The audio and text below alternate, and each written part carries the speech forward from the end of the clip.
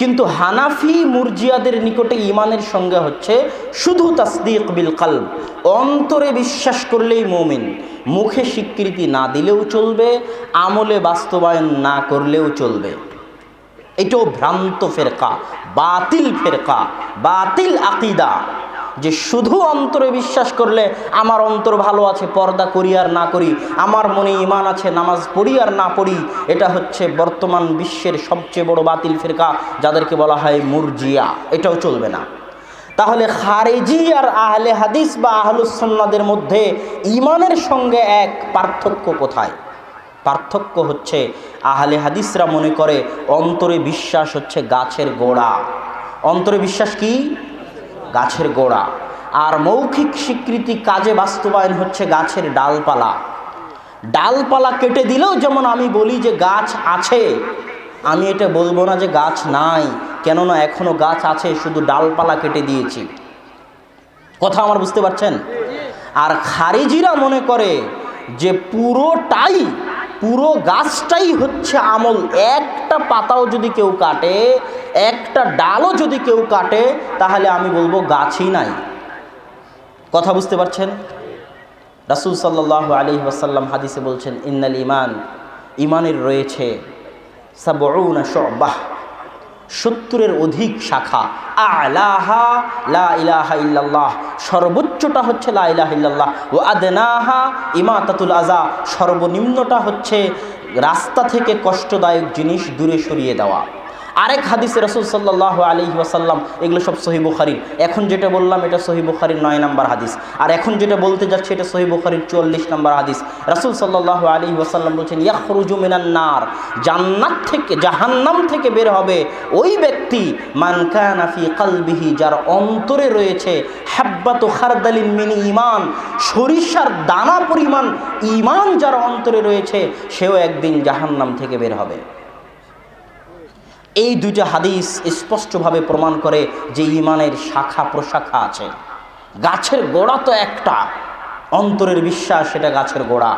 যদি আমল, আকীদা, আমল না থাকে, কাজে বাস্তবায়ন না থাকে, তাহলে আমি তাকে কাফের বলতে পারবো না, আমি তাকে বলবো ফাসিক মুসলিম, পাপিষ্ঠ মুসলিম, পাপাচারী মুসলিম।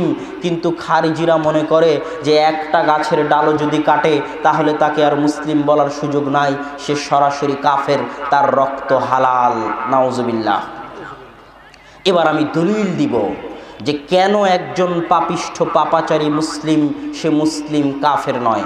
দলিল, আল্লাহ সুবহানাহু ওয়া তাআলা সূরা হুজরাতের ৯ নম্বর আয়াতে বলছেন, ওয়াইন তায়ফাতানি মিনাল মুমিনিনা ইকতাতালু আসলিহু বাইনাহুমা, যদি মুমিনদের দুইটা দল পরস্পরে লড়াই করে, পরস্পরে যুদ্ধ করে, তাহলে তোমরা তাদের মাঝে মীমাংসা করে দাও। আচ্ছা, এক মুমিন আর এক মুমিনের গায়ে হাত তোলা গুনাহ না গুনাহ নয়? অনেক বড় গুনাহ। আল মুসলিমু মান সালিমা আল মুসলিমু মিন লিসানিহি ওয়া ইয়াদিহি, মুসলিম সেই যার হাত থেকে আর এক মুসলিম নিরাপদে থাকে, সে মুসলিম। আর এক হাদিসে রাসূল সাল্লাল্লাহু আলাইহি ওয়াসাল্লাম বলেছেন, মান হামালা আলাইনা সালাহ ফালাইসা মিন্না, যে আমাদের উপর অস্ত্র উত্তোলন করলো সে আমাদের দলের অন্তর্ভুক্ত নয়। তাহলে এক মুসলিম আর এক মুসলিমের উপর অস্ত্র উত্তোলন করা, মারামারি করা অনেক বড় গুনাহ। তারপরও আল্লাহ কোরআনে সূরা হুজরাতের ৯ নম্বর আয়াতে বলছেন, ওয়াইন তায়ফাতানি মিনাল মুমিনিনা ইকতাতালু, মুমিনদের দুইটা দল যদি পরস্পরে যুদ্ধ করে, আল্লাহ পরস্পরে যুদ্ধে লিপ্ত মুমিনদের দুইটা দলকে কাফের বলেননি, অথচ তারা গুনাহে লিপ্ত। কথা আমার বুঝতে পারছেন? পরস্পরে যুদ্ধে লিপ্ত, গুনাহে লিপ্ত মুমিনদের দুটি দলকে আল্লাহ কাফের বলেনি, বলেছেন মুমিনদের দল। সূরা তাহরিমের ৪ নম্বর আয়াতে আল্লাহ সুবহানাহু ওয়া তাআলা বলছেন, ইয়া আইয়ুহাল্লাযীনা আমানু তুবু ইলাল্লাহি তাওবাতান নাসুহা, ও হে ঈমানদারগণ, তোমরা আল্লাহর নিকটে তওবা করো। তওবা বড় পাপের ক্ষেত্রে হয়। সাগিরা গুনাহ ওযুর কারণে ঝরে যায়, সালাতের কারণে ঝরে যায়, সিয়ামের কারণে ঝরে যায়, অন্য যে কোনো নেকির আমলের কারণে সাগিরা গুনাহ নষ্ট হয়ে যায়, কিন্তু কাবিরা গুনাহ তওবা ছাড়া ক্ষমা হয় না। আর আল্লাহ কোরআনে বলছে, হে ঈমানদারগণ, তোমরা তওবা করো, মানে ও হে কাবিরা গুনাহগার মুমিনগণ, তোমরা তওবা করো। কাবিরা গুনাহ করার পরেও কাবিরা গুনাহগার মুমিনদেরকে আল্লাহ কোরআনে মুমিন বলে সম্বোধন করেছেন, কাফের বলে সম্বোধন করেননি। আল্লাহ সুবহানাহু ওয়া তাআলা সূরা বাকারার 178 নম্বর আয়াতে বলছেন, ইয়া আইয়ুহাল্লাযীনা আমানু কুতিবা আলাইকুমুল কিসাস, ও হে ইমানদারগণ তোমাদের উপর কিসাস ফরজ। কিসাস মানে একজন যদি আরেকজনকে হত্যা করে দেয় তাহলে হত্যাকারীকেও হত্যা করতে হবে, এর নাম কিসাস। আচ্ছা, মুমিনকে হত্যা করা কত বড় গুনাহ? মহা গুনাহ। মুমিনকে হত্যা করা কত বড় গুনাহ সামনে আসতেছে, বলবো ইনশাআল্লাহ। অথচ এত বড় একজন গুনাহগারকে আল্লাহ মুমিন বলে সম্বোধন করে বলছেন, ইয়া আইয়ুহাল্লাযীনা আমানু কুতিবা আলাইকুমুল কিসাস, ও হে ইমানদারগণ তোমাদের মধ্যে থেকে কোনো মুমিন যদি আরেক মুমিনকে হত্যা করে দেয় তাহলে তোমরা ওই মুমিনকে হত্যা করো। সে এখনো মুমিন, তাকে আল্লাহ কাফের বলেনি। এই জন্য কেউ যদি হত্যাকারী হয় সে কাফের নয়, সে মুমিন। আল্লাহ সুবহানাহু ওয়া তাআলা সূরা জুমারের 53 নম্বর আয়াতে বলছেন, ইয়া ইবাদিয়াল্লাযীনা আসরাফু আলা আনফুসিহিম লা তাকনাতু মির রাহমাতিল্লাহ, ও হে আমার বান্দারা যারা নিজেদের উপর জুলুম করেছো, অত্যাচার করেছো, তারা আমার রহমত থেকে হতাশ হয়ো না। আল্লাহ সুবহানাহু ওয়া তাআলা আরেক আয়াতে বলছেন, ইন্নাল্লাহা লা ইয়াগফিরু আন ইউশরিকা বিহি ওয়া ইয়াগফিরু মা দুনা যালিকা লিমান ইয়াশা। আল্লাহ সুবহানাহু ওয়া তাআলা শিরক ব্যতীত সকল গুনাহ ক্ষমা করতে রাজি আছে। শিরক নাই মানে ঈমান নাই, শিরক আছে মানে ঈমান নাই, শিরক আছে মানে ঈমান নাই। তো যার শিরক আছে সে তো মুমিনই নয়, এই জন্য আল্লাহ তার তওবা কবুল করবে না। কিন্তু শিরক বাদে যত কাবিরা গুনাহ আছে তাদের তওবা আল্লাহ কবুল করবে, তারা আল্লাহর নিকটে মুমিন বলে গণ্য, কাফের বলে গণ্য নয়। শুধু তাই নয়, রাসূল সাল্লাল্লাহু আলাইহি ওয়াসাল্লাম কিয়ামতের মাঠে শাফাআত করবেন। এটা কি আপনারা বিশ্বাস করেন? আজানের পরে কেউ যদি রাসূল সাল্লাল্লাহু আলাইহি ওয়াসাল্লামের দরুদ এবং আজানের শেষের দোয়া পড়ে তাহলে লা ওয়াজাবা আলাইয়া শাফাআতান লাহু, তার জন্য শাফাআত করা আমার জন্য ওয়াজিব। তাহলে রাসূল সাল্লাল্লাহু আলাইহি ওয়াসাল্লাম কিয়ামতের মাঠে কি করবে?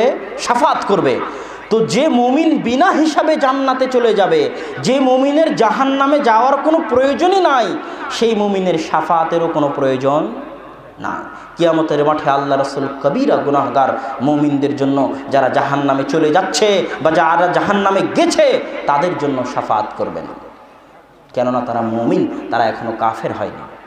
তেমনি আল্লাহ সুবহানাহু ওয়া তাআলা জাহান্নাম থেকে অঞ্জলি দিয়ে মুমিনদেরকে, যাদের অন্তরে হাব্বাতু খারদালিম মিন ঈমান, সরিষার দানা পরিমাণ ঈমান আছে, তাদেরকে জাহান্নামের আগুন থেকে বের করে নিয়ে আসবেন। আপনারা হয়তো ভাবেন যে তাহলে আর আমল করার দরকার নাই, জাহান্নামে থেকে সব গুনাহগুলো মাফ করে নিব। কয়েকদিন আগে ঢাকায় অগ্নিকাণ্ডতে 70 জন মানুষ মারা গেছে, দেখেছেন? এক একটা ভিডিও অন করে দেখেন, অথবা এরকম অগ্নিকাণ্ডে নিজেকে কল্পনা করেন। যারা বার্ন ইউনিটে আছে, মেডিকেলের অগ্নি বিভাগে আছে, তাদেরকে দেখতে যান। 1 সেকেন্ড আগুনের মধ্যে থাকা কত ভয়াবহ, কত ভয়ঙ্কর। আল্লাহ আমাদেরকে জাহান্নামের আযাব থেকে রক্ষা করুক, আল্লাহুম্মা আমিন। সম্মানিত উপস্থিতি, এতক্ষণ রদ করলাম তাদের উপর যারা বলে যে কবিরা গুনাহগার মুমিন কাফের, তাদের উপর রদ শেষ। এবার আসি, একজন মুমিন যেহেতু কবিরা গুনাহগার ব্যক্তি এখনো মুমিন, তাকে হত্যা করা কত বড় গুনাহ। আল্লাহ সুবহানাহু ওয়া তাআলা পবিত্র কোরআনের সূরা নিসার 93 নম্বর আয়াতে বলছেন, মান ইয়াকতুল মুমিনাম মুতাআম্মিদান ফাজাযাউহু জাহান্নাম, কেউ যদি কোনো মুমিনকে ইচ্ছাকৃতভাবে হত্যা করে থাকে তার থাকার জায়গা জাহান্নাম। জাহান্নাম এত ভয়াবহ যে আল্লাহ সুবহানাহু ওয়া তাআলা এতটুকু বলেই যদি চুপ থাকতেন যে কেউ যদি কোনো মুমিনকে হত্যা করে তার থাকার জায়গা জাহান্নাম, তাহলেই যথেষ্ট ছিল। কিন্তু রক্ত যে মুমিনের, এই জন্য আল্লাহ চুপ থাকলেন না। আল্লাহ সুবহানাহু ওয়া তাআলা বললেন খালিদান ফিহা, জাহান্নামে সে চিরস্থায়ী থাকবে। এতটুকু বলা যথেষ্ট ছিল। একজনের জন্য জাহান্নামে চিরস্থায়ী থাকা কত ভয়াবহ, এতটুকু বলা যথেষ্ট ছিল। কিন্তু রক্ত ঝরেছে যে মুমিনের, এই জন্য আল্লাহ সুবহানাহু ওয়া তাআলা চুপ থাকলেন না। গাযিবাল্লাহু আলাইহি, আল্লাহ তার উপর রাগান্বিত। আল্লাহর রাগান্বিত হওয়া তার জন্য যথেষ্ট। আল্লাহ এর পরেও চুপ থাকতে পারতেন, আল্লাহ চুপ থাকলেন না। রক্ত যে মুমিনের, আল্লাহ সুবহানাহু ওয়া তাআলা ওয়ালা আনাহু, আল্লাহর অভিশাপ বর্ষিত হোক ওই ব্যক্তির উপর যে একজন মুমিনকে ইচ্ছাকৃতভাবে হত্যা করেছে। এতটুকু বলা যথেষ্ট ছিল। জাহান্নামে চলে গেছে, স্থায়ী জাহান্নামে থাকবে, আল্লাহ তার উপর রাগান্বিত, আল্লাহর অভিশাপ তার উপর, এতটুকু বলা যথেষ্ট ছিল। আল্লাহ থামলেন না। সূরা নিসা খুলে দেখেন 93 নম্বর আয়াত, রক্ত যে মুমিনের, আল্লাহ সুবহানাহু ওয়া তাআলা আ'আদ্দাল্লাহু লাহু আযাবান আযীমা, আল্লাহ তার জন্য প্রস্তুত রেখেছেন কঠিন ও ভয়াবহ শাস্তি। তাহলে একজন মুমিনের রক্তর দাম আল্লাহর নিকটে কত! এতগুলো শাস্তি এক আয়াতের মধ্যে আল্লাহ বলে দিয়েছেন। এবার রাসূল সাল্লাল্লাহু আলাইহি সাল্লামের হাদিস শুনেন। সুনানে তিরমিজির 1398 নম্বর হাদিসে রাসূল সাল্লাল্লাহু আলাইহি ওয়াসাল্লাম বলছেন, লাউ আন্না আহলাস সামাই ওয়াল আরদি ইশতারাকু বিদামি মুমিনিন, আসমানের সকল অধিবাসী, জমিনের সকল অধিবাসী যদি একজন মুমিনকে একসাথে হত্যা করে, আদম থেকে নিয়ে কিয়ামত পর্যন্ত ফেরেশতা জিন সকলে মিলে যদি আল্লাহর একজন মুমিন বান্দাকে হত্যা করে, লা কাব্বাহুমুল্লাহু জামিআন ফিন্নার, আল্লাহ সারা আসমানের সকল ফেরেশতা, সকল জিন আর আদম থেকে নিয়ে কিয়ামত পর্যন্ত সকল মানুষকে জাহান্নামে নিক্ষেপ করে দিতে বিন্দুমাত্র দ্বিধা করবেন না। সারা পৃথিবীর মানুষ মিলে একজন মুমিনকে হত্যা করলে আল্লাহ সারা পৃথিবীর মানুষকে জাহান্নামে নিক্ষেপ করতে বিন্দুমাত্র দ্বিধা করবেন না। সুনানে তিরমিজি 1398 নম্বর হাদিস। আর এক হাদিস দেখেন, রাসূল সাল্লাল্লাহু আলাইহি ওয়াসাল্লাম আরাফার মাঠে বক্তব্য দিচ্ছেন, আইয়ু ইয়াউমিন হাদা, এই সাহাবীরা আজকের দিন কোন দিন? তো তারা বলল আজকের দিন জিলহজ মাসের 9 তারিখ। তারপরে বলল আইয়ু শাহরিন হাজা, আজকের মাস কোন মাস? তো আজকে জিলহজ মাস। আইয়ু বালাদিন হাজা, এই শহরের নাম কি? তো বলে এই শহরের নাম মক্কা। তো বলছে আজকের দিন যেমন তোমাদের উপর হারাম, আজকের শহর যেমন তোমাদের উপর হারাম, আজকের মাস যেমন তোমাদের উপর হারাম। আলা ইন্না দিমাআকুম ওয়া আমওয়ালাকুম ওয়া আরাদাকুম, জেনে রাখো হে মুমিনেরা, তোমাদের রক্ত, তোমাদের সম্মান এবং তোমাদের ধন সম্পদ একে অপরের উপর ওই রকমই হারাম। কাহুরমাতি ইয়াউমিকুম হাদা ওয়া শাহরিকুম হাদা ওয়া বালাদিকুম হাদা, আজকের দিন যেমন তোমাদের উপর হারাম, আজকের মাস যেমন তোমাদের উপর হারাম, আজকের এই মক্কা যেমন তোমাদের উপর হারাম। একজন মুমিনের ধন সম্পদ, একজন মুমিনের রক্ত, একজন মুমিনের ইজ্জত তেমনি তোমাদের উপর হারাম। আর এক হাদিসে রাসূল সাল্লাল্লাহু আলাইহি ওয়াসাল্লাম বলছেন, লা জাওয়ালুদ দুনিয়া আহওয়ান, আর এক হাদিসে এসেছে লা জাওয়ালুল কাবা, কাবা ঘরের ধ্বংস হয়ে যাওয়া, দুনিয়ার ধ্বংস হয়ে যাওয়া আল্লাহর নিকটে সহজ একজন মুমিনের রক্তের চেয়ে।